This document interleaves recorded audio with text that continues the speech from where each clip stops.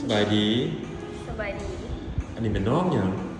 โดยซื้อหนิงน้องหนิงโดยอายุจักปีแล้วสาว สาวแล้วก็ยังตัวน้อยๆยังเป็นเด็กน้อยอยู่เนาะโดยดูน้อยน้องหนิงยังเรียนหนังสือบ่ เรียนจบม จบม .4 แล้ว โดยมาเฮ็ดเวียกอยู่นี่เลยจบม .4 แล้วเอาไปเรียนต่อกันกันสร้างเรียนแต่งเรียนแต่งกันโรงแรมแต่งอย่างไรเรียนแต่งหยังแต่งหยัง กิน แต่ง อาหารอาหารโดยโอ้เรียนสร้างนี่คือกันไปเฮ็ดคหกรรมเฮ็ดอาหารการกินจังซี่บ่โดยโอ้แสดงว่าเก่งเฮ็ดอาหารเก่งบ่นี่ บ่กิน บ่เก่ง เรียนบ่จบ เรียนบ่จบซ้ำโอ้โหเนาะ